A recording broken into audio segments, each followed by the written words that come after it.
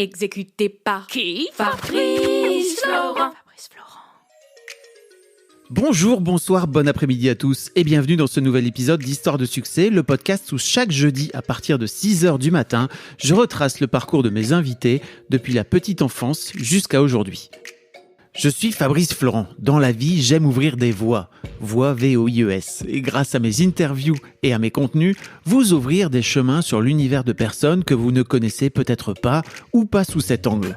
J'aime aussi vous apporter des idées ou des concepts que vous n'aviez éventuellement pas encore imaginés. J'aime ouvrir le champ des possibles aux gens qui me suivent.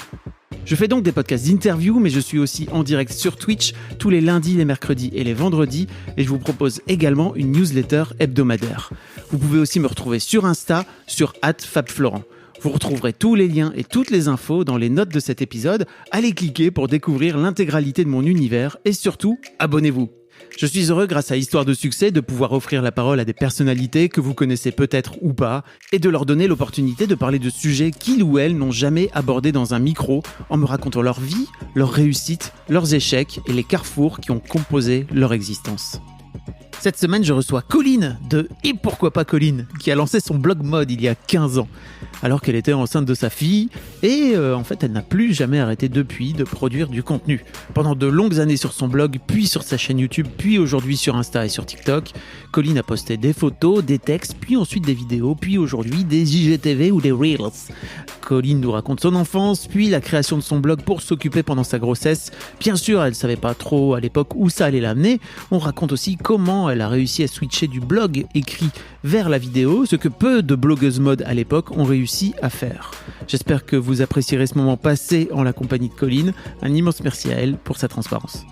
Nouveauté lors de cette saison, je voudrais vous offrir la possibilité après chaque épisode de m'envoyer une réaction en message vocal.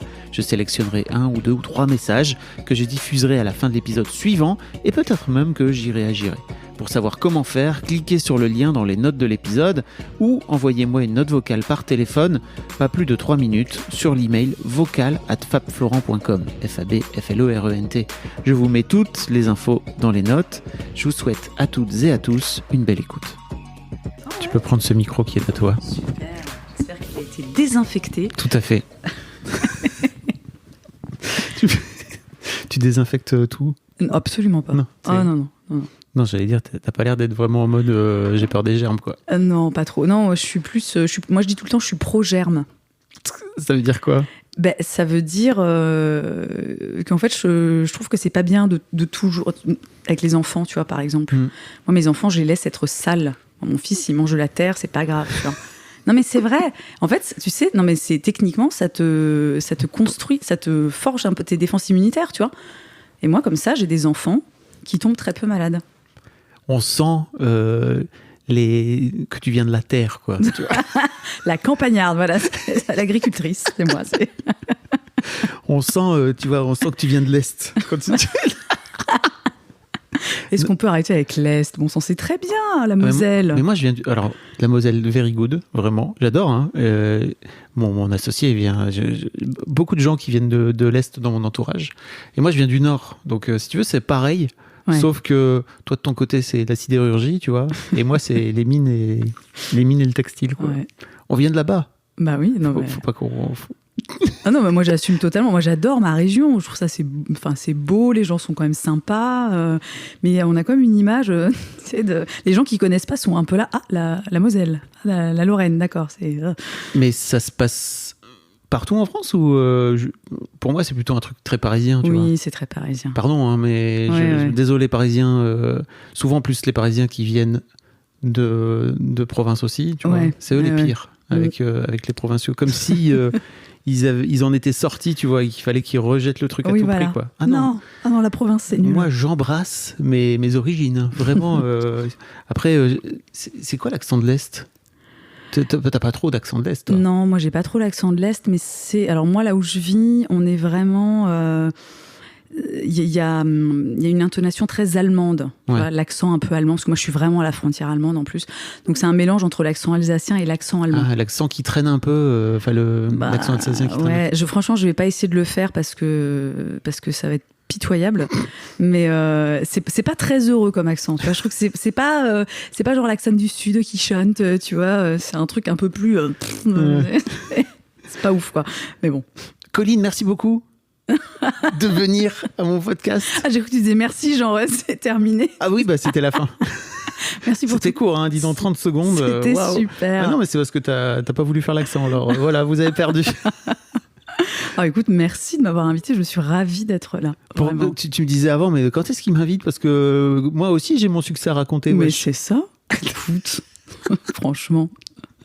Colline, je crois que on s'est rencontrés pour la première fois. T'étais bébé youtubeuse. Ah, je sais même pas si j'étais déjà youtubeuse. Ah non, t'étais blogueuse. Ouais. Moi, j'ai commencé avec un blog. Ouais. C'est vrai. Ouais. Bon, j'ai fait des vidéos assez rapidement, mais au départ, j'étais pas sur YouTube. Moi, je suis arrivée sur YouTube en 2011, je crois. Ouais, alors t'étais dans les tout premiers. Je crois qu'il n'y a pas eu beaucoup en vrai de blogueuses, pardon, parce que tu faisais quoi, blogueuse beauté, blogueuse mode à l'époque. Ouais, j'étais très mode et puis beauté en vidéo, quoi. Mais et il y en a finalement pas beaucoup de ta génération, entre guillemets, qui ont basculé vers la vidéo et qui sont aujourd'hui, alors plutôt sur Insta. Toi aussi, t'es un peu sur Insta. Tu fais des trucs sur Insta. Mais c'est vrai que de cette là, tu fais partie des rares. Mais on va en parler, mais parce que c'est un skill aussi tout particulier. C'est cool de savoir écrire, mais c'est une autre paire de manches. Oui, de faire de la vidéo et de monter et de tout ça, quoi. Hein. Tout ça. On va parler de tout ça. Mais avant tout, tu sais, la première question que je pose à tous mes invités, c'est à quoi tu ressemblais, Colline, quand tu avais 7-8 ans? Oh là là, alors là, c'est... Bouf. J'ai dû réfléchir, hein, quand même. J'y ai pensé parce que je sais que c'est la première question. Moi, un truc qu'il faut savoir à propos de moi, c'est que j'ai une très mauvaise mémoire, mais c'est vraiment... j'ai des pans entiers de ma vie dont je ne me souviens pas. Vraiment, c'est assez... Ah ouais. Ouais, c'est très chiant, vraiment. J'ai plein de... Genre, tu me demandes des souvenirs de collège, j'en ai quasiment pas, tu vois. C'est assez... Mais parce que c'était pas une cool période et si, non, j'ai vraiment... c'est même pas... j'ai aucune explication, en fait, mais vraiment... Et je le vois notamment avec mon mec, ça fait 15 ans qu'on est ensemble. Et il se souvient de trucs. Et moi, je suis là, je n'ai aucun souvenir de ce que tu es en train de raconter. Tu vois. Mais alors, vraiment. 15 ans, vous êtes des high school lovers? Non. Aux limites. Pas loin, ouais. On s'est rencontrés, j'avais 19 ans. Voilà, j'en ai 34, bientôt 35.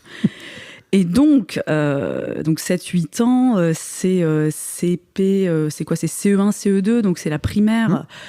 J'étais plutôt bonne élève, ça je me souviens. Je crois que j'étais une petite fille très énergique. Je me souviens qu'un de mes surnoms à l'école, c'était Skippy. Skippy comme quoi? Alors pas Skippy comme le gourou dans Les Inconnus. Oh, c'est ça, j'allais dire. Cette ref. Oui, les gens m'appellent Skippy, tu sais, parce qu'il est chauve. Ah oui, oh putain, je l'ai.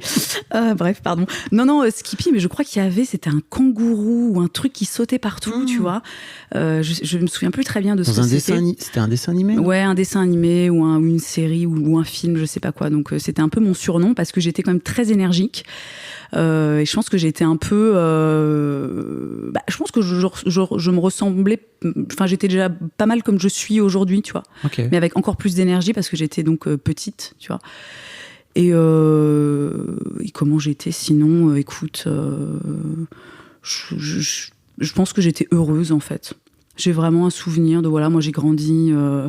dans la nature, à jouer dehors, à faire des trous dans le jardin. Faire des trous dans le jardin. Un truc un peu bizarre. Pour cacher les cadavres. C'est ça, absolument. De tes copains et de tes copines d'école. Déjà à l'époque. Eh oui. Non, mais vraiment, j'ai un souvenir de cool, tu vois. J'étais... je sais pas, j'étais rigolote, j'étais sympa et j'étais sympa. Très sympa cet enfant de 7-8 ans.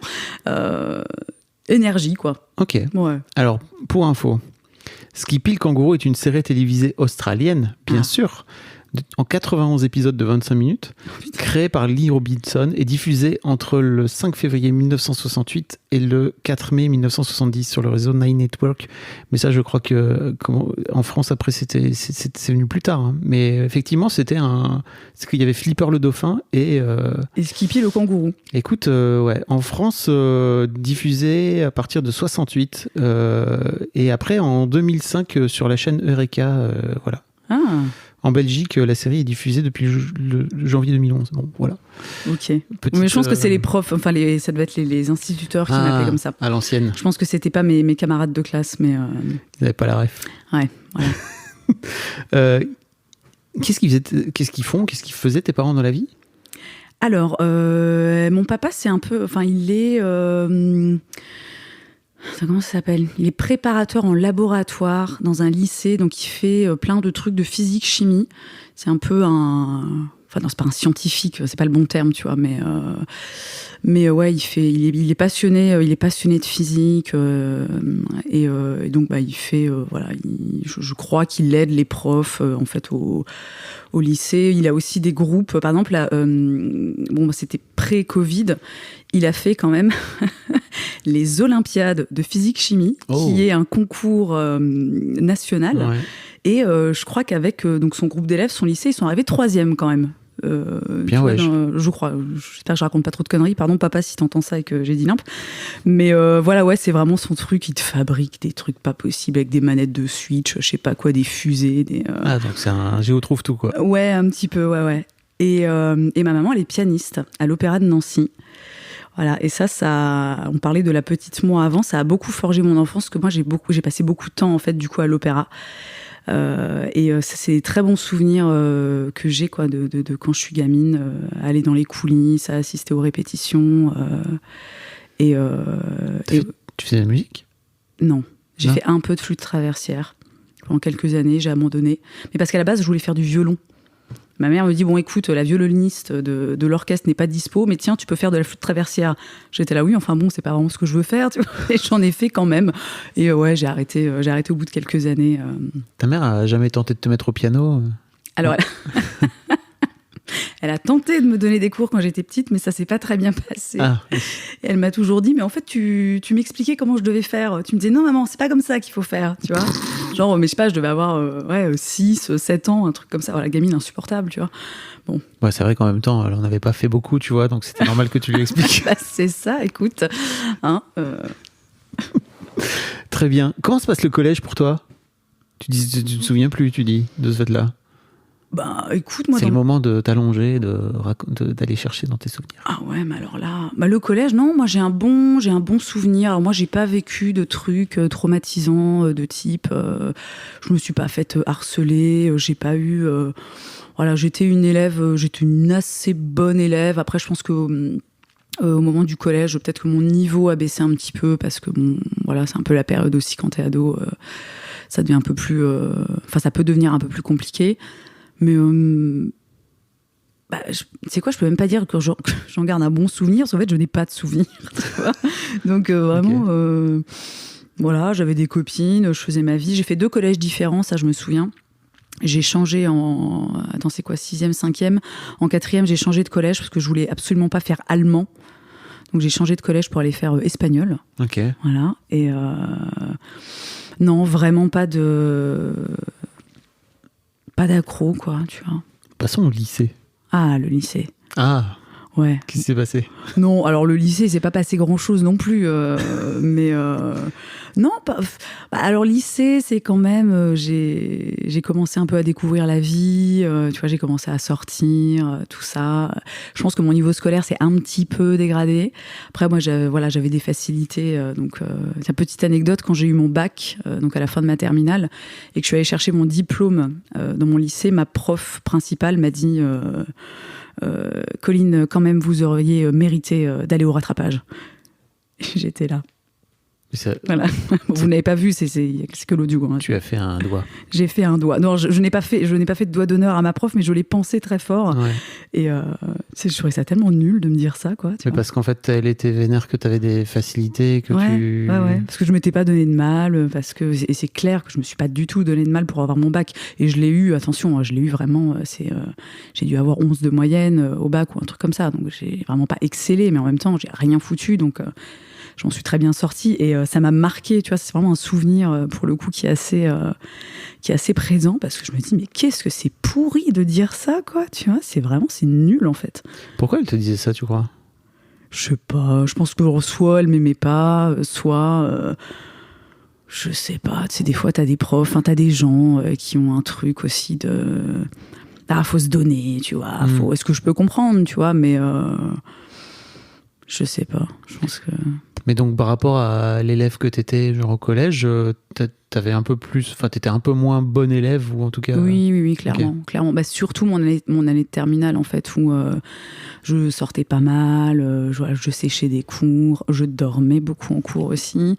Voilà, c'était vraiment pas ouf. C'est un peu... Tu dormais en cours? Je dormais en cours, ouais. Et alors, c'est vraiment... J'avais... au bout d'un moment, je m'étais chopé une espèce, c'était pas un oreiller, mais c'était une espèce de petite poche en gel comme ça, tu vois, dans une poche en plastique, mais un peu rembourrée. Et genre, je la mettais sur la table et je posais mon front dessus. Non, parce que sinon, après, c'est chiant, tu dors sur tes bras, après, t'as des traces partout, le mascara qui coule et tout, ça fait chier, tu vois. Mais j'étais un peu, franchement, j'étais vraiment pas une élève assidue. Après, je m'en sortais parce que j'avais des facilités. Et je pense que c'est un truc qui énerve un peu. Les profs, ils ont quand même envie que tu te donnes un petit peu, que tu te donnes du mal, tu vois, et de voir que tu t'intéresses et que t'es pas juste là un peu en touriste, quoi, tu vois. T'avais des velléités de faire des études vers quoi après? Alors velléité, je sais pas trop ce que ça veut dire. Des envies, tu vois, Oh, non. Non. J'avais aucune idée. J'ai eu mon bac, en fait, je me suis inscrite à la fac dans une filière, c'était un truc de com, je me souviens plus exactement du nom du truc, tu vois. Et en fait, j'ai dû aller 3 fois à la fac, je pense. C'est une année vraiment que j'ai passé, je suis beaucoup allée au cinéma, je suis sortie, j'ai pris un petit boulot, et en fait, moi, très rapidement, j'ai rencontré mon chéri, et j'ai eu un enfant. Donc forcément, ça a un petit peu coupé... ça a un petit peu coupé les projets d'études. Enfin, puis en même temps, j'en avais pas, tu vois. Donc, oui, c'est ça. C'est que tu n'avais pas forcément un projet. Ouais, c'est ça. Je savais pas. Je savais pas ce que je voulais faire, en fait. Parce que, attends, que je fasse bien le calcul, mais ta fille, tu l'as eu genre un an ou 2 après l'avoir rencontrée? Ouais, j'avais... Ah non, nous, alors... On n'a pas perdu de temps, si tu veux. On était ensemble depuis 1 an et quelques, en fait, quand notre fille est née. Donc, j'avais 20 ans. Ouais, c'est ça, 21 ans. C'était une volonté de votre part? Ouais. Ok. Ouais. T'étais en mode maman. Les tarés, quoi. Ouais. Enfin, les tarés, non, mais il y a plein de gens qui font ça. Mais on était vraiment en mode, on s'aime, faisons un enfant, alors qu'on se connaît depuis 3 mois. Voilà. Et bon, alors on s'en sort très bien. Hein. On notera que 15 ans plus tard, on est toujours là. Il y en a un deuxième, tout ça. Bon, ça n'a pas été sans les petites montagnes russes. Mais t'avais des projets d'enfant avant? Enfin, t'avais des envies d'enfant, pas des projets d'enfant, mais t'avais des envies d'enfant de te dire, ok, bah moi à 20 ans, enfin tu vois, quand t'étais au lycée, tu te projetais dans cette vie? Ah non, pas du tout. Non, mais moi je suis très, moi je suis le Carpe diem. Ouais, un peu, tu vois. C'est vraiment, je suis un peu le fil de l'eau, quoi. Je suis très comme ça. Alors moins maintenant, quoi, quand même, parce que j'ai pris un peu d'âge, quoi. Mais non, moi je suis très, voilà, c'est. C'est quoi, c'est l'intuition, c'est... Bah écoute, ouais, je sais pas, tu vois, je l'ai senti comme ça, voilà, j'étais très amoureuse, alors je le suis toujours, hein, d'ailleurs, je précise. Au passé, j'étais très amoureuse à l'époque. L'amour change.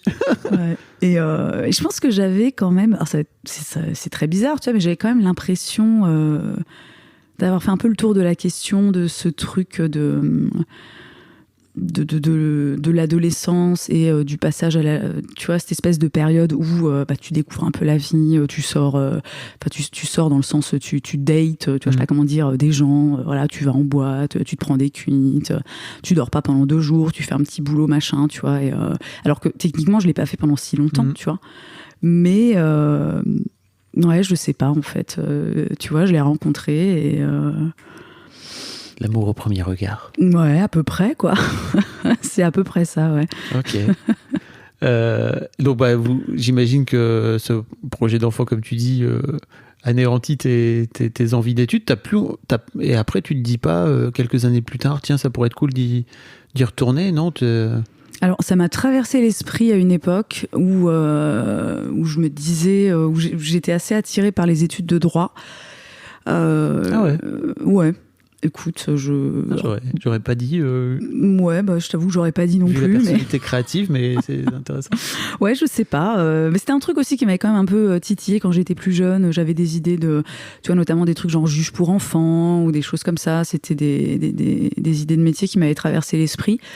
Mais en fait, mais moi, ce qui s'est passé, c'est que quand même très rapidement, moi, j'ai créé mon blog en fait. Et t'as créé ton blog en quelle année en fait? En 2007, j'étais enceinte de ma fille.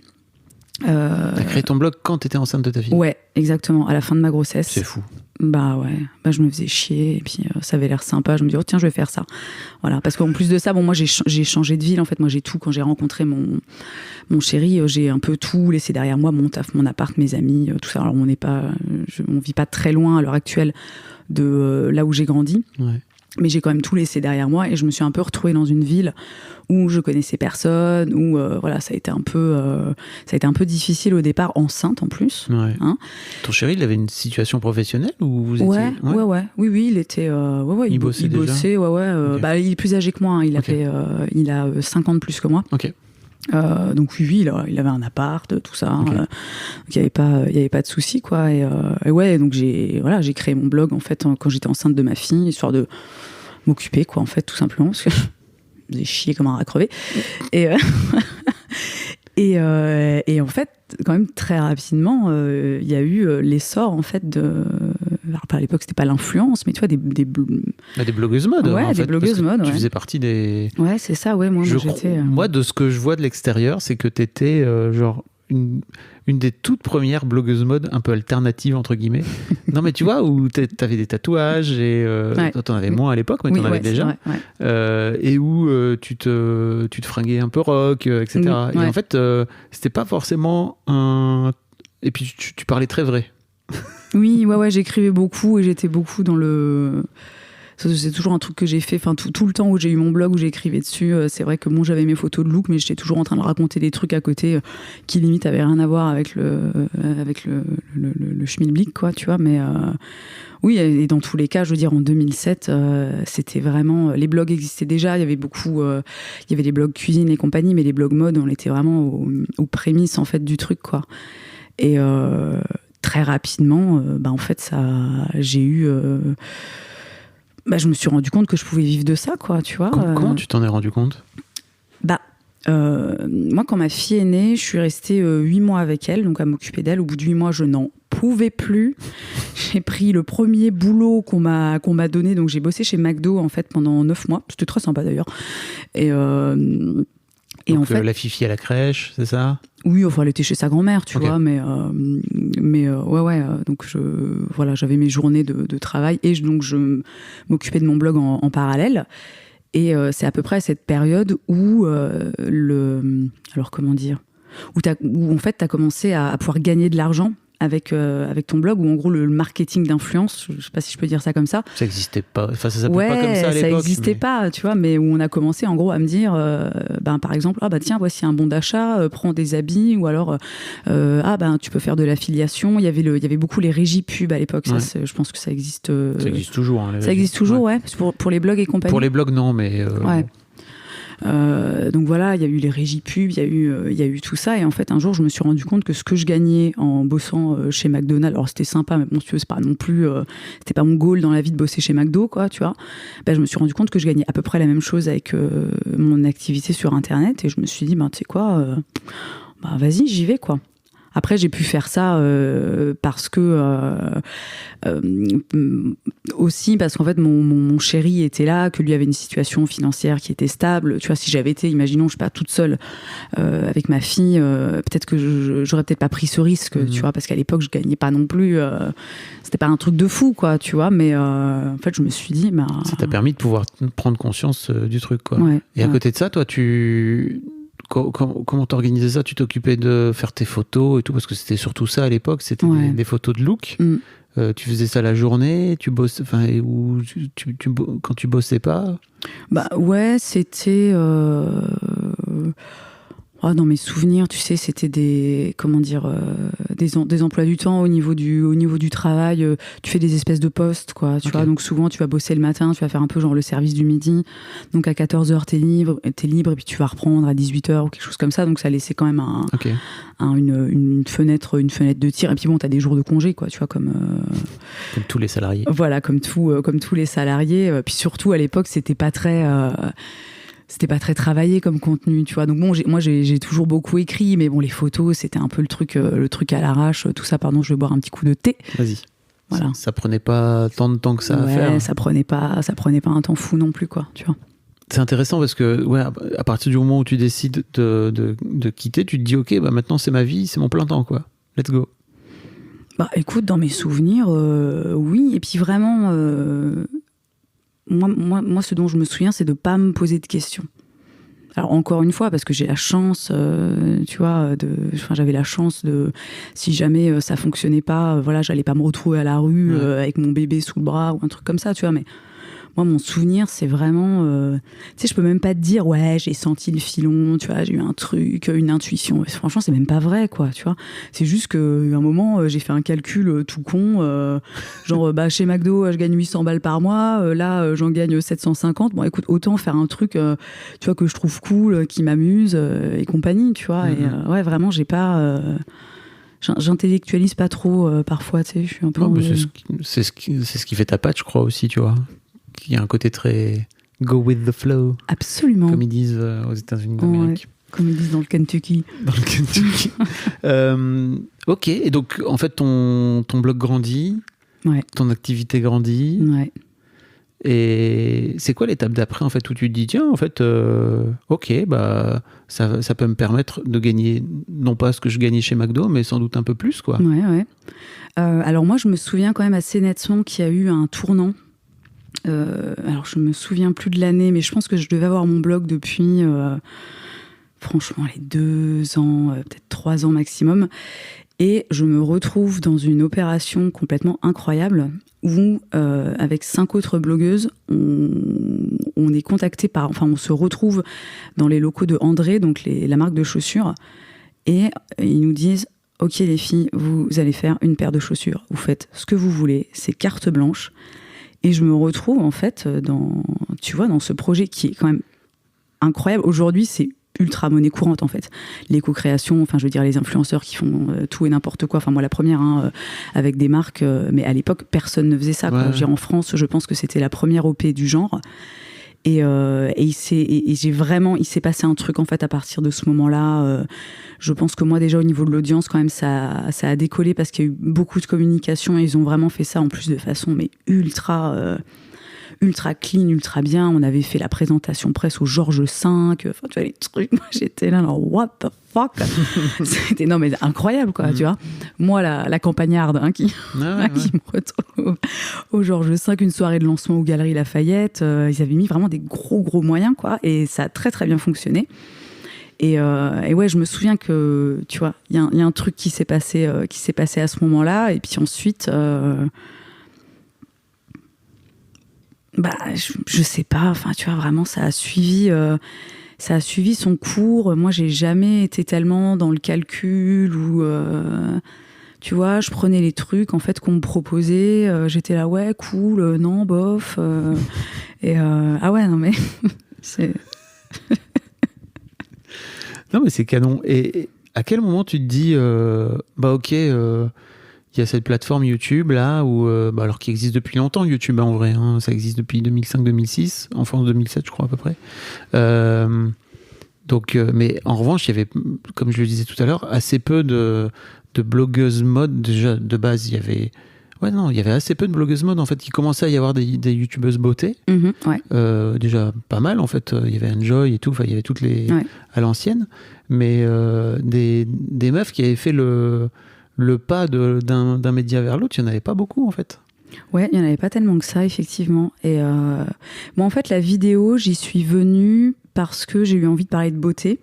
Donc, au départ, je parlais de beauté sur mon blog, donc avec des photos, des textes, etc. Et puis un jour, je me suis dit, mais en fait, c'est con, je vais faire des vidéos, quoi, tu vois. Et moi, à la base, j'étais sur Vimeo. Ah. C'est un truc un peu con, quoi, tu sais. Je sais pas, ça avait l'air plus quali, tu sais, sur Vimeo, les gens, ils faisaient des vidéos, des trucs un peu beaux, tu vois. Mes vidéos étaient pourries, en plus, tu vois, c'était l'enfer. Mais ouais, en fait, j'ai commencé à faire des vidéos, je pense, au bout de peut-être 1 an et demi ou 2 ans de blog. Mais c'est plus tard, en fait, que je suis arrivée sur YouTube. Ah oui. Mais ouais, en fait, la vidéo, pour moi, ça a été au départ vraiment un moyen juste de parler de beauté, et de façon en fait plus sympa et plus visuelle aussi, quoi. Parce que genre, tu vois, moi j'aimais bien, je faisais des maquillages, bon, je le fais toujours d'ailleurs, mais je faisais des trucs comme ça. Bon, quand tu fais ça en photo, c'est un peu naze, quoi, tu vois.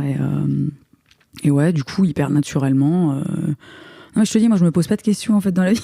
Je suis vraiment la meuf, c'est oh tiens, je vais faire des vidéos, oh tiens, je vais faire ça, tu vois. Mais tu continues à faire tout toute seule. Ouais. Ça c'est un peu ta marque, enfin ça fait partie de ta marque de fabrique aussi, tu fais tout toute seule. Ouais, T'as appris à faire des photos? Ouais, oui, j'ai tout appris à filmer, à me servir d'un appareil photo, à filmer, à faire du montage, alors après, bon, moi par exemple mon blog, j'avais une web mistress, tu vois, qui s'en occupait quand même au bout d'un moment, parce que ça sortait à partir du moment où je suis passée en nom de domaine propre. J'avais commencé sur Blogspot, blogueur, Blogspot, ouais, c'est ça. Blogspot. Ouais, à l'ancienne. Ouais, à l'ancienne, bah oui, écoute.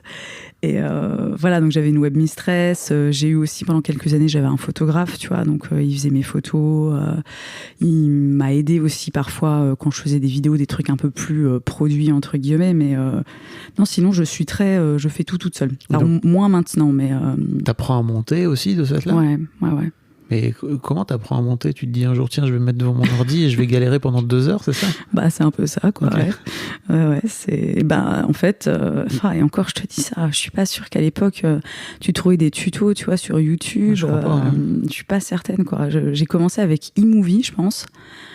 Et après, honnêtement, si t'as pas vraiment des gros problèmes avec tout ce qui est un peu technologique, les logiciels et compagnie, si tu sais un peu te servir d'un ordinateur, concrètement faire du montage, c'est vraiment pas compliqué, tu vois. C'est du découpage, quoi. Donc c'est pas non plus un truc de fou. Mais je sais que par la suite, moi maintenant je monte sur Final Cut. Je sais que bon bah voilà, quand il y a un truc que je sais pas faire, enfin tu vois, que j'ai envie de réaliser quelque chose, je sais pas le faire, en fait je vais sur YouTube et je regarde des tutos et voilà, et bon, et des fois je galère, tu vois, ça prend du temps, mais Tu continues à monter tes vidéos toute seule encore aujourd'hui? Ouais. C'est quoi, c'est un truc qui te plaît vraiment, ouais, j'adore. ou... Ouais. Moi le montage, c'est après ça dépend des vidéos. T'as des vidéos, des fois c'est un petit peu chiant, mais c'est vraiment un truc moi qui m'amuse beaucoup. Qu'est-ce qui t'amuse? Bah, je sais pas, tu vois, c'est une histoire de comment tu coupes les choses. J'aime bien faire des trucs, tu vois, des petits... Je sais pas comment expliquer, quoi, mais des petits zooms. Enfin, alors après, je fais pas du tout des montages absolument incroyables. Tu vois, la plupart du temps, ça reste quand même assez basique. Mais j'aime bien ce truc de... Alors, tu vois, typiquement...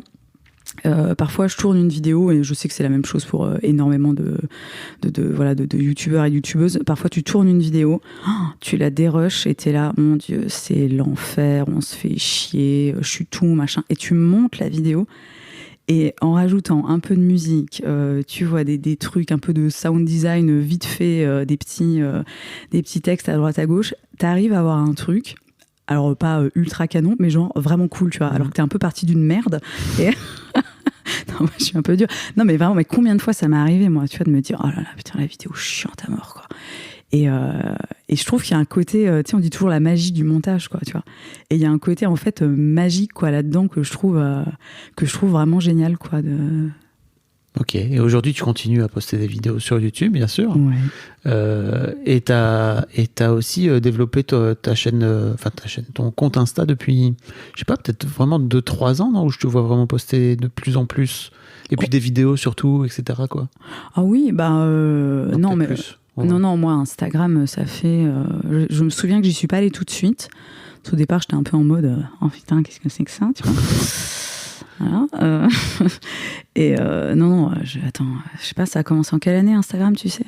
Je sais pas. 2011, 2010, 2011. Oui, mais à mon avis, ça doit faire pas loin de 10 ans. Hein. Je pense que j'ai mon compte Instagram. Après, moi, j'ai toujours été active, mais en fait, la différence ces dernières années, c'est qu'on a les stories. C'est qu'il y a maintenant aussi les IGTV, les Reels et compagnie, tu vois. Et j'ai toujours été active sur Instagram, mais c'est vrai qu'avant d'avoir les stories, bon, t'avais le côté un peu. Je poste, je fais 2 posts feed par jour, tu vois, et encore, c'est bon. Mais maintenant, avec tous les outils qui ont été développés, c'est clair que c'est un peu. Il y en a partout tout le temps, quoi, tu vois. T'as tout un truc aussi sur, je sais pas, ton rapport à la transparence avec les gens d'une manière générale. Je sais pas pourquoi, mais j'ai vu une vidéo, non, où tu parlais vraiment de ça, de ton rapport à la transparence avec les gens, avec ton public. C'est pas un truc dont tu veux parler, ça? Ah si, mais en fait, je vois pas du tout ce que tu entends par mon rapport à la transparence. La transparence, tu veux dire par rapport à mon métier? Ouais. Ah oui, d'accord. Oui, la transparence de de gagner des sous, de faire des OP, etc. Ouais. etc. quoi. Oui, franchement, c'est très important pour moi. Alors, déjà, parce que c'est quand même un petit peu la loi, tu vois, d'être transparent par rapport à ça. Non, mais rappelons-le quand même, messieurs, dames, un partenariat rémunéré, voilà, c'est de la publicité. D'ailleurs, ils sont quand même bien en train de se pencher sur le sujet, là, en ce moment. Hein. Donc, voilà, soyons réglo, les amis. Évitons les problèmes. Tu le sens venir, c'est ça? Ah ben je sens que oui, non mais c'est même pas que je le sens venir, c'est que là encore une fois mémoire de Francisou. Non, je vois passer des trucs ils sont vraiment, je pense, en train de se pencher sur le cas des influenceurs. Ils ont fait des études aussi pour voir sur un panel en fait d'influenceurs quel est le pourcentage de transparence, quel est le pourcentage d'influenceurs qui indiquent clairement que par exemple les posts sont sponsorisés ou des choses comme ça. C'est pas foufou quoi, tu vois, honnêtement. Et moi je pense que c'est important pour moi parce que j'ai quand même ce besoin qu'on considère que ce que je fais c'est un vrai métier, tu vois. Et ça c'est un truc que je sais que je le vis pas très bien. Le côté, oui, bon, ça va, je fais des vidéos sur YouTube, tu vois. Enfin, je parle vraiment des gens qui connaissent pas du tout, le milieu. Typiquement hier, j'étais au resto et on discutait avec le patron du resto et il a une fille qui doit avoir genre 15 ans et il nous raconte qu'en fait ils étaient à Paris le week-end précédent et qu'en fait ils ont croisé Léna Situation et que sa fille vraiment était en larmes et dans tous ses états et qu'elle est allée la voir, elle lui a demandé un autographe, elles ont fait une photo, etc. Et lui était vraiment en mode, bon alors après il a quoi, une 50aine d'années, tu vois, il était vraiment en mode je comprends pas, c'est pas une star, enfin qu'est-ce qu'elle fait, tu vois. Et moi, j'étais là, oh, bon, le jugement, alors que tu te souviens. Ah, tu l'as appelé Lima. Ils disaient, mais tu connaissais le Lima? J'étais là, oui, Léna. Excuse-moi. Mais c'est comme si tu avais croisé Johnny quand tu avais 15 ans, quoi. Mais non, mais c'est ça, Faut voilà. lui dire. Bah oui, bon, après, je suis pas. Moi, des fois, j'arrête un peu de me battre, hein, parfois. Tu vois, ça vaut pas forcément la peine. Mais c'est quand même difficile. Alors après, je sais que. Moi, je dis toujours, putain, mon taf, il est ultra cool, quoi. C'est vraiment, mais c'est moi, je veux dire, moi, tous les jours, quasiment, je me réveille, je me dis, ouais, mais c'est quoi ce délire, quoi. C'est quand même incroyable d'avoir la chance de pouvoir faire ça au quotidien. C'est fou. Mais ça reste du taf, en fait, quoi. Tu vois, ça reste un truc qui me prend du temps, de l'énergie, où je suis stressée, où il y a des enjeux, et je pense que c'est pour ça aussi que moi j'aime bien dire voilà, je travaille avec cette marque, tu vois, c'est une façon je sais pas comment dire. Non, mais je vois ce que tu veux dire, c'est-à-dire que quand tu viens affirmer à ton audience que tu es en train de travailler avec cette marque, tu veux aussi dire que cette marque te fait confiance Et donc, te donne la légitimité voilà. du fait que c'est un travail, quoi. Ouais, c'est ça, ouais. Elle te donne des sous, elle te rémunère, donc, quelque part, ça veut dire qu'il y a du travail derrière. Ouais, voilà, exactement. Très bon résumé. Enfin, je sais pas, peut-être que j'interprète trop ce que tu es en train de dire. Non, franchement, c'est exactement ça. Il y a un côté, en fait, c'est un peu une histoire, je pense, de comme tu as dit, quoi, de légitimité. Tu te sens pas légitime aujourd'hui après toutes ces années? Ah, si. Ah. Si, non, si, franchement, dans la globalité, si, absolument, tu vois. Mais, ouais, c'est quand même... tu sais, des fois, tu te prends des trucs dans la gueule où les gens sont là, ouais, putain, c'est bon, l'autre, elle monte son petit-déj. Enfin, c'est pas agréable. Hein, T'as des commentaires comme ça? Alors, c'est très, très rare. Ouais. C'est extrêmement rare. Vraiment, moi, j'ai une communauté qui est ultra bienveillante, qui est assez âgée quand même. Enfin, qui est assez âgée. Je veux dire, si tu veux, moi... Bonjour, aujourd'hui, c'est Colline. On va vous expliquer comment jouer au bridge. Tuto. Mais non, mais tu sais quoi, je crois que j'ai 1 ou 2% seulement de ma communauté qui a moins de 18 ans. Ok. Ah ouais? Ouais. Ok. Ouais. Alors, ça a peut-être changé entre-temps, je suis pas certaine, mais je sais que... Non, j'ai très, très peu... T'as une communauté qui a grandi avec toi? T'as l'impression? Je pense, ouais. Parce qu'en vrai, t'avais 20 ans quand t'as commencé? Oui, ouais, je pense. Ok. Je pense surtout maintenant, tu vois, que j'aborde quand même des sujets... T'es dans les histoires de maman, de... Oui, voilà. Ouais. Oui, moi, c'est vraiment, sur ma tranche d'âge, c'est 25-45, en fait, quoi. Okay. Au niveau de mon audience. Alors, j'arrête pas de gigoter, parce qu'en fait, j'ai mal aux hanches. Genre, vraiment, je suis une vieille à mort, c'est l'enfer. Tu veux te mettre autrement? Non, ça va. Je vais me mettre comme ça. Voilà. Attends, je me mets face à toi. Si, c'est plus ce que je disais. Non, mais oui, que t'as... En fait, je me disais aussi... Je crois qu'en France, on a un vrai problème avec le fait de gagner de l'argent en se faisant plaisir. Oh, mais tellement. Oh là là, mais oui. Mais oui, c'est terrible. À la fois même pour toi, tu vois, en tant que personne qui reçoit de l'argent, que vis-à-vis des gens qui te regardent, en fait, tu vois, où ils se disent, c'est quand même compliqué de gagner de l'argent en se faisant plaisir. Ouais.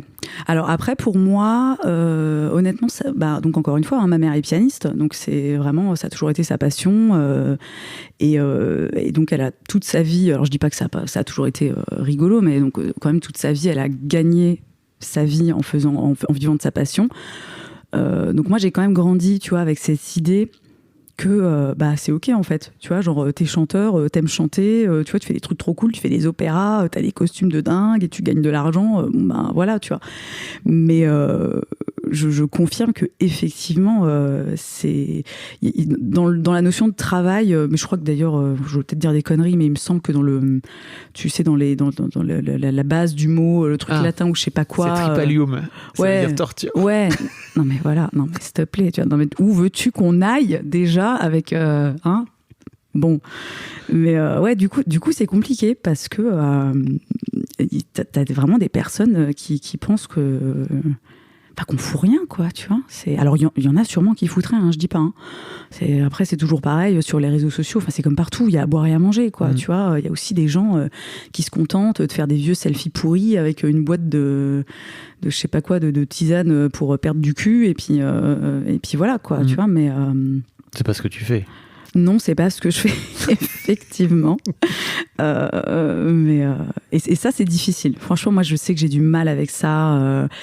Parce qu'aujourd'hui, tu te définis, quand tu parles justement à ce mec au restaurant qui connaît pas grand-chose, tu vois, c'est quoi ton métier? Tu lui dis quoi? Tu sais pas trop? Alors, en règle générale, je dis que je suis créatrice de contenu sur Internet. Ça m'arrive maintenant aussi de dire influenceuse. Parce qu'en fait, moi, ça me saoule un peu qu'il y ait une connotation négative autour de... Enfin, j'ai eu une période où j'avais pas trop envie de dire que j'étais influenceuse. Tu vois, parce que je trouvais que ça faisait un peu genre, je sors des anges de la télé-réalité saison 17 et aujourd'hui, j'essaie de... Je sais pas comment dire, c'est pas très important, tu vois, mais j'essaie de, voilà, parfois je le dis, je dis, ouais, bon, je suis influenceuse, voilà. Et Marion Séclin, un jour, avait dit un truc qu'on adore. Marion, on t'adore, on t'embrasse très fort, j'espère qu'on se verra bientôt, mon petit lapin. Elle avait dit, comment elle avait formulé ça, raconteuse d'histoire, ou... j'avais trouvé ça hyper beau, ça lui correspondait hyper bien et je me retrouvais quand même un petit peu là-dedans parce que c'est vrai que je trouve que j'ai quand même aussi un peu cette tendance à raconter des histoires, quoi, tu vois. Mais ouais, voilà. En règle générale, je dis ça. Et quand les discussions vont un petit peu plus loin et que je suis vraiment face à des gens qui ne connaissent pas ce milieu, je leur dis, mais en fait, je fais de la com et du marketing, quoi. Voilà, donc là, ça leur parle un petit peu plus. Et après, franchement, ça va, parce que là, maintenant, c'est quand même en train de se démocratiser. Mais moi, je me souviens, genre, il y a 10 ans, quand j'allais voir mon banquier qui essayait de comprendre ce que je faisais, il était là, mais vous travaillez avec la Redoute, mais c'est-à-dire que vous vendez des vêtements pour la Redoute? Je suis là, mais non. Mais c'était pareil, en fait. Il y a une période, je crois, où c'était vachement mal vu de se dire blogueuse mode. Tu vois, tu viens de là, à la base. Ouais, où il y avait un vrai truc de blogueuse mode. C'était un peu, ok, les meufs un peu écervelées qui se prennent en photo alors sur Internet, quoi. Alors que c'est un vrai métier, quoi. Bah oui, c'est ça. On est d'accord.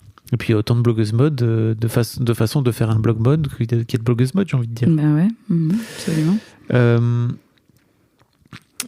Moi, ce qui m'intéresse aussi dans ton parcours, c'est un petit peu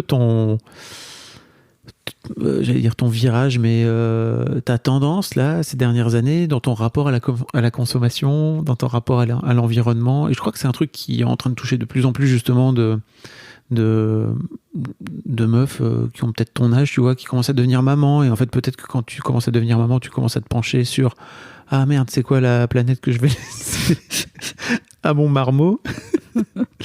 et en fait, j'ai l'impression que t'as un switch, quoi, depuis quelques années dans ta façon. Alors moi, concrètement, il y a eu un switch, mais il y a eu un re-switch quand même. Je pense. Moi, l'écologie et compagnie, toutes ces questions, que ce soit l'alimentation, le mieux consommer dans la globalité, c'est un sujet qui m'intéresse depuis très longtemps, dont je parlais déjà sur mon blog. Donc, franchement, ça doit faire 10 ans, tu vois, que je parle de ça, que j'aborde ce genre de sujet, etc. Et voilà, ça a été très important pour moi à une époque. Toutes ces questions de zéro déchet, voilà, j'ai été végane pendant quelques années, etc. Et puis j'ai eu un deuxième enfant.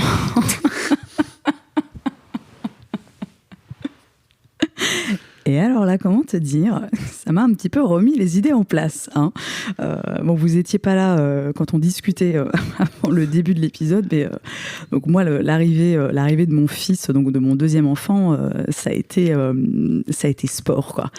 Ça a été vraiment sport parce que c'était un enfant dont il fallait, qui avait des gros besoins, qui dormait très mal.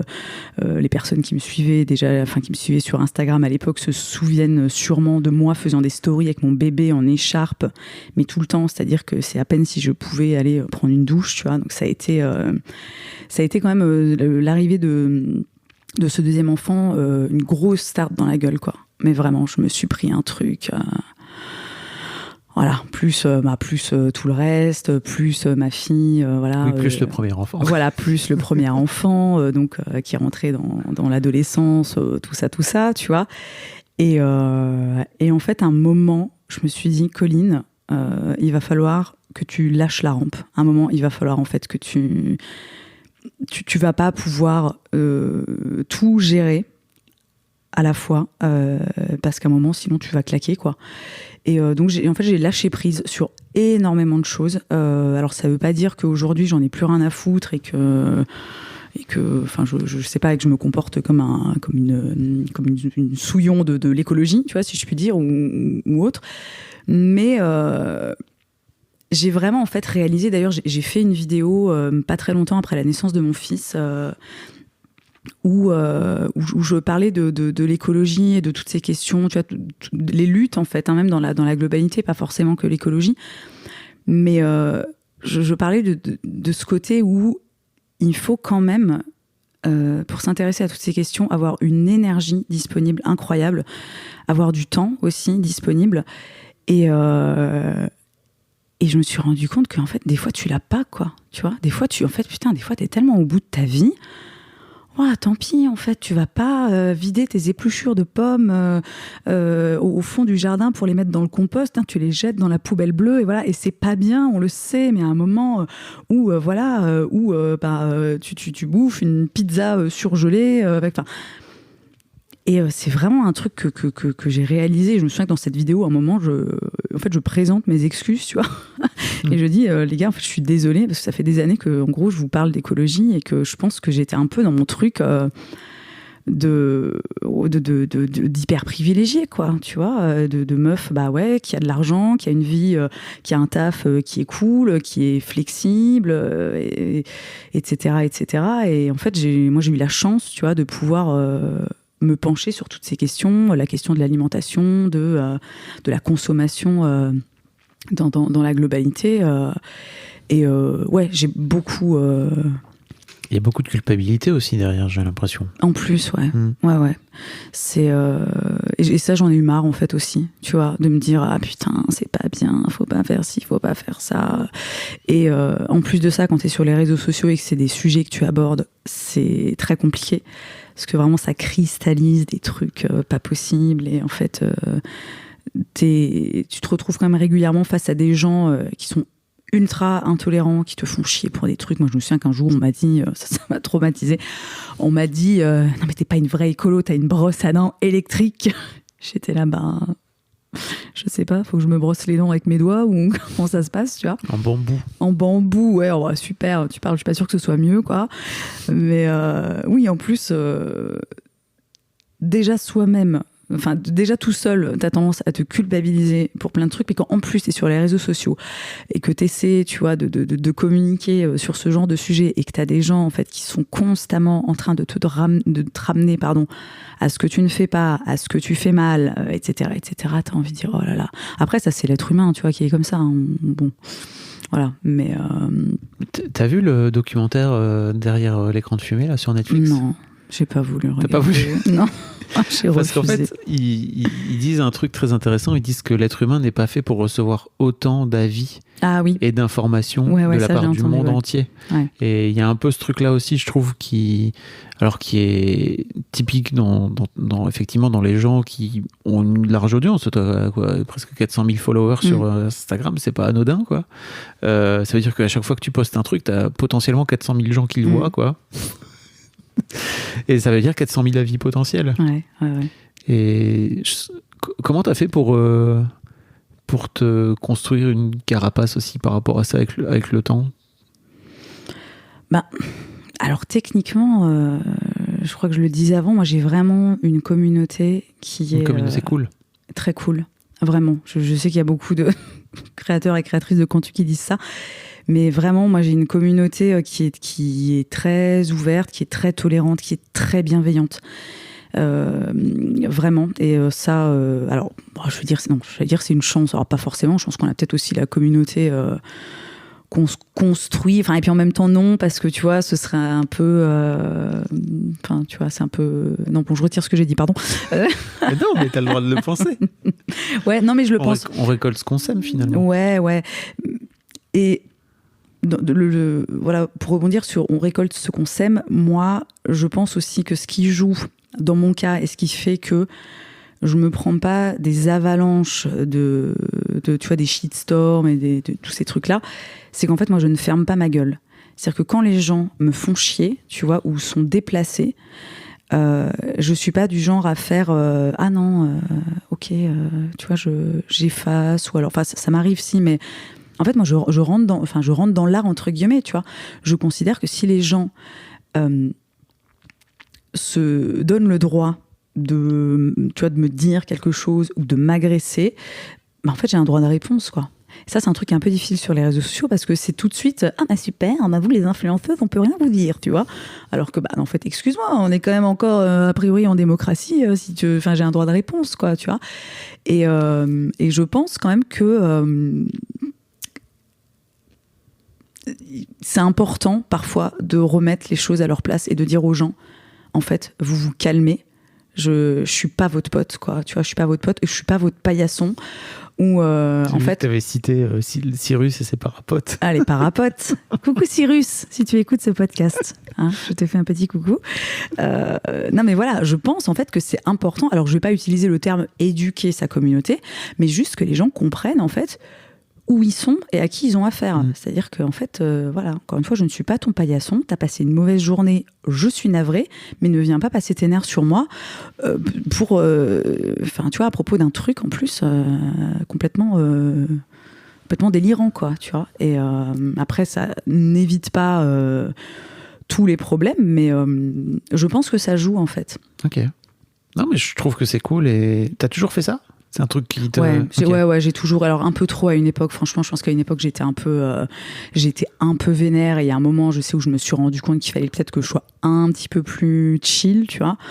Bon, après, encore une fois, j'avais 20 ans. Tu vois, bon, voilà.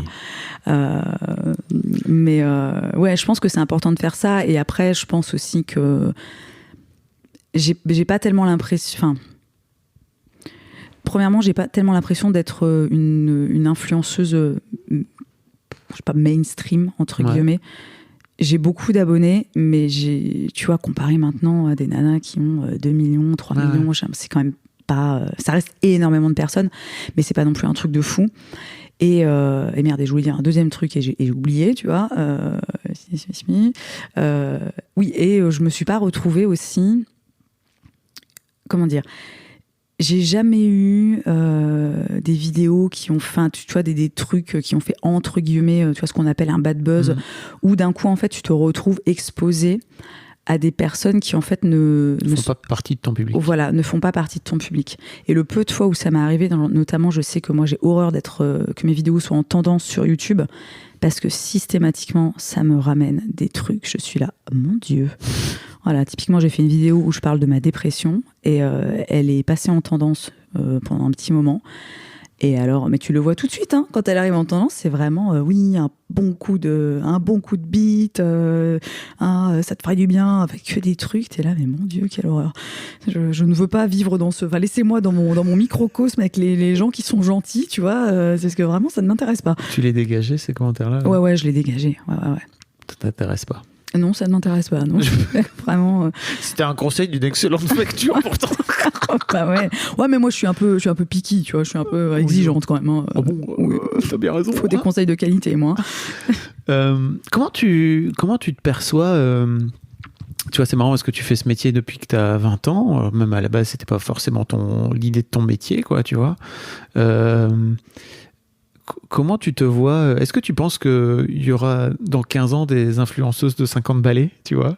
Parce que dans 15 ans, tu auras 50 ans. Oh, putain, désolé. T'es vache. Non, mais tu sais, il y a tout un truc où je crois aussi que il y a cette... Il y a cet âge-là, tu vois, qui est très peu représenté parce qu'en fait, il y a assez peu de meufs de 50 ans qui ont une large audience et qui sont capables de venir parler. Tu vois, on parlait avant l'enregistrement de Juliette Katz, de Coucou les Girls, qui parle qui amène un vent un peu nouveau, un vent un peu frais, c'est ça qu'on peut dire, sur l'accouchement et sur les premiers mois avec le bébé et tout. Et je trouve que c'est cool et c'est rassurant. Et en fait, je me demande, je crois qu'à 50 balais, il y a assez peu de meufs de 50 ans, tu vois, qui sont dans ce truc-là et qui sont capables de porter aussi un discours sur, voilà moi ce que je vis aujourd'hui à 50 ans avec les problèmes de femmes de 50 ans, etc. Comment tu penses que tu feras encore ce métier-là, toi, dans 15 ans ? J'en ai aucune idée. Franchement, c'est vraiment... encore une fois, on aura compris, moi, je suis beaucoup... Ouais, t'es dans le... voilà. Et franchement, je ne sais pas du tout. Tu sais, des fois, je me dis, attends, c'est dingue, ça fait 15 ans que je fais ça, quoi. Je me dis, j'arrive même pas à réaliser, tu vois. Voilà. Et je me dis que c'est possible, en fait. Hein. Enfin, moi, à partir du moment où j'ai des trucs à raconter et où il y a des gens, en fait... Alors, même pas forcément pour m'écouter, mais des gens à qui ça apporte quelque chose, bah, moi, je suis ravie, tu vois. Après, je veux dire, si demain, j'ai plus rien à dire, je vais pas m'acharner, tu vois, jusqu'à 60 piges. Mais il y en a, hein, moi, Alors, aux États-Unis, je le vois notamment dans le domaine de la beauté, t'as des youtubeuses beauté, en fait, qui ont... 40, 50, 60 ans, même parfois plus, tu vois. Alors, elles n'ont pas des audiences incroyables, mais je pense que c'est vraiment en train de se démocratiser, tu vois. Et je pense qu'en fait, de toute façon, voilà, tout ça a commencé il y a environ une quinzaine d'années. On avance toutes et tous, tu vois, dans l'âge, donc ça va venir, tu vois. Alors, et après, est-ce que moi, Colline, à 50 ans, je ferai encore ça ? Je sais pas, tu vois. Bon, je me dis, il faut aussi réussir à suivre avec tous les nouveaux... tu vois, on parlait d'Instagram avant, au départ, t'avais que les posts, après t'as eu les stories, après t'as eu les IGTV, après t'as eu les Reels. Faut quand même... Tu n'as pas vérifié, t'es sur TikTok, toi ? Ouais, je suis sur TikTok, ouais. Abonnez-vous, s'il vous plaît, j'ai pas beaucoup d'abonnés, c'est un peu triste. C'est vrai ? J'en ai genre 7000, mais bon, après c'est normal parce que je poste pas énormément. Tu postes pas autant que... Ouais, mais ouais, par exemple, pour moi, TikTok, c'est quand même un petit challenge. Tu sais, genre quand les Reels sont sortis, j'ai quand même dû aller voir, je suis allée voir des tutos sur YouTube, hein. Voilà. Alors là, vraiment, tu te dis, elle a 110 ans, c'est l'enfer. Mais Non, mais je crois que... Non, mais en fait, c'est intéressant aussi parce que je trouve que dans ce métier, l'un des trucs géniaux de ce métier, c'est qu'il se renouvelle tous les 2-3 ans, voire même plus vite que ça, tu vois. Et il faut réussir à suivre le truc. Et tu vois, typiquement, je parlais des blogueuses mode qui se sont pas mises à la vidéo. Je crois que toi, tu avais l'envie et l'aptitude, tu vois, et la capacité à aussi, tu vois, avoir la gouaille, le charisme que tu as pour parler face à la cam, quoi, tu vois. Tout le monde l'a pas. Tout le monde... Il y a plein de filles pour qui c'était plus simple de poser en photo et de pouvoir raconter tranquillement les trucs et de pouvoir le poser sur un texte que de le dire face cam, quoi. Ouais, la vidéo, c'est pas forcément un exercice... C'est pas forcément hyper facile. Enfin, c'est pas forcément, ça dépend des personnes, tu vois, mais il y a des personnes pour qui c'est difficile, quoi. Je vais aller te chercher, je vais aller sur... je te promets, je vais être sur c'est Colline EPP ? Non, pas du tout, c'est EO Coco, H-E-Y. Ah bah voilà. O-H. Mais pourquoi t'as tout changé aussi, tu vois ? Bah oui, mais il y avait pas Colline. Parce que là, ton Colline, ma gueule, ton @Colline sur Instagram, excusez-moi. La classe, hein. Excusez-moi. Ouais. Là, je suis bien contente, hein. Franchement... Tu l'avais d'entrée ? Non. Mais non, pas du tout. Non, c'était EP Colline. Ouais, c'était EPP Colline, ouais. Comment t'as fait pour le récup ? Comment j'ai fait ? En fait, il était libre, déjà. Et je crois que j'ai demandé un jour, j'ai mis un message, soit sur Twitter, soit sur Instagram, en mode, est-ce que quelqu'un a un contact chez Instagram ? Et en fait, j'ai eu le mail, je crois, de la personne qui avait d'un mec qui bosse à l'agence qui gère je sais pas quoi, enfin bon, voilà, et c'était fait ouais, mais alors ça c'est moche, tu vois, c'est comme les certifications en fait. Je sais que j'ai des copines qui essaient d'avoir la certif, que ce soit sur YouTube ou que ce soit sur YouTube ou sur Instagram, et t'as l'impression qu'en fait si tu connais personne chez Instagram, tu peux pas l'avoir, quoi, tu vois, c'est un peu relou. Bon, voilà. Bon, bah, moi, j'ai les deux, alors bon. Voilà. Est-ce qu'il y a un sujet dont tu aurais voulu parler et sur lequel je t'ai pas amené ? Écoute, non, j'ai l'impression qu'on se parle que depuis 10 minutes, tu vois. Eh bien, écoute, ça fait 1 heure. Ah, ça fait 1 heure, c'est incroyable. Ouais, non, je pense qu'on a fait un bon tour. De ton succès. Ouais, un bon tour de mon succès, ouais. T'es contente de ton succès ? Ouais. Ouais, moi je suis très contente. Je suis très contente de ce que j'ai. D'un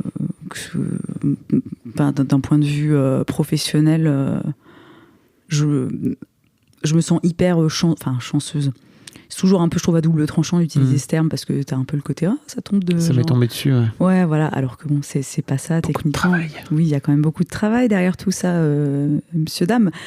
Mais c'est plus le côté, je me sens chanceuse dans le sens où reconnaissante en fait. Voilà, je pense que c'est un meilleur terme. Grateful, absolutely. Oui, très très très reconnaissante. Mais genre truc de ouf, quoi, tu vois. Bon, après des fois ça me saoule, hein, c'est la vie. Voilà, c'est la vie. Et puis des fois, même dans les métiers les plus sympas, des fois t'as des trucs un peu c'est quoi relous. Les trucs qui te saoulent ? Les trucs qui me saoulent, par exemple. C'est souvent lié aux gens. Alors je vais pas dire à ma communauté parce que encore une fois ma communauté est très bienveillante, mais par exemple l'année dernière j'ai eu 2 un peu, enfin pas des coups durs, tu vois, mais les gens s'en sont pris à moi en fait. Alors c'était pas des énormes scandales, shitstorm ou quoi que ce soit, mais encore une fois comme j'ai pas l'habitude, tu vois, et qu'en plus je suis pas du tout tolérante avec ça. Moi je trouve que c'est pas c'est pas ok. En plus, moi, je pars aussi un peu du principe que ce que tu me dis en commentaire, si t'as pas entre guillemets les balls, tu vois, de venir me le dire si tu me croises dans la rue, ben juste ferme-la en fait, tu vois, parce que voilà. Et j'ai eu deux histoires comme ça, coup sur coup, où les gens m'ont fait chier pour des trucs mais complètement hallucinants. Et ça, franchement, ça a été dur, tu vois. Et j'étais là, ouais, mais arrêtez, quoi. Voilà, ça, je trouve ça dur d'être confronté en fait au jugement souvent très hâtif de la part des gens qui font beaucoup de raccourcis, qui se posent pas de questions. L'instantanéité sur les réseaux sociaux, je trouve ça compliqué parce que les gens sont sur Instagram, par exemple, ils voient une photo, il y a un truc, je sais pas, qui les chafouine un petit peu, qui les chiffonne, tac, ils laissent un commentaire, tu vois, et ils ne réfléchissent pas 2 secondes à la pertinence de leur commentaire, à ce que potentiellement va ressentir la personne en face qui va le lire, tu vois. Et ça m'est déjà arrivé d'échanger avec une personne, enfin, tu vois, le truc commence un peu par un conflit, enfin, commence par un commentaire un peu pourri, un peu déplacé. Et moi, parfois, ça me prend, en fait, je rentre vraiment, quand je sens que c'est possible, j'essaie de rentrer dans un dialogue avec cette personne. Et ça m'est arrivé plusieurs fois, en fait, qu'au final, la personne en face de moi, entre guillemets, me dise putain, mais ouais, en fait, t'as raison, quoi. C'est pas ok de faire ça, j'aurais pas dû dire ça. J'ai pas réfléchi. C'est souvent ça qui revient, tu vois, c'est que j'ai pas réfléchi à. Et voilà, ça, c'est un peu difficile parfois, mais encore une fois, je suis tellement épargnée. Comparé, tu vois, c'est des trucs que je vois passer parfois et où je suis là, waouh. Donc, non, dans la globalité, c'est cool. Merci Colline, je te souhaite le meilleur. Merci. Et je mettrai plein de liens afin de pouvoir aller voir ton blog qui existe toujours. Oui, qui n'a plus la même URL parce que j'ai oublié de renouveler le nom de domaine. Comme quoi, vraiment. Ouais, bah alors c'est juste, avant c'était .fr, maintenant c'est .com. Voilà. Mais oui, vous pouvez aller voir mon blog alors qu'il est totalement inactif. Hein, Mais t'as les archives. Oui, voilà, il y a plus de 10 ans d'archives. Ouais. Et puis ta chaîne YouTube, ton Insta, etc. Et puis ton TikTok aussi, effectivement, parce que qu'est-ce que c'est que ça, 7000 abonnés? C'est un scandale. Abonnez-vous, je rends. Voilà. Non, faut arrêter de la faire celle-là, faux. pardon. Merci beaucoup. Merci à toi. Merci beaucoup pour votre écoute. Avant de nous quitter, si vous avez aimé ce podcast et cet épisode, merci de lui mettre un commentaire sur Apple Podcasts et 5 étoiles de préférence. C'est le meilleur moyen de le faire connaître. Vous pouvez faire comme Macha Chose qui a écrit: comme toujours avec les podcasts de Fab Florent, on a l'impression d'être une petite souris. Les invités sont intéressants, tout comme leur parcours de vie. On rit, on s'interroge, on apprend, et on apprend aussi sur soi. Merci Fab, tes podcasts sont inspirants. Eh ben merci beaucoup, ça fait plaisir. Et si vous voulez faire comme elle, vous vous rendez sur Apple Podcasts et vous cherchez Histoire de succès directement dans votre appli ou sur votre ordinateur. Merci beaucoup à vous et rendez-vous jeudi matin à la même heure à partir de 6h du matin dans votre appli de podcast pour un nouvel épisode d'Histoire de succès.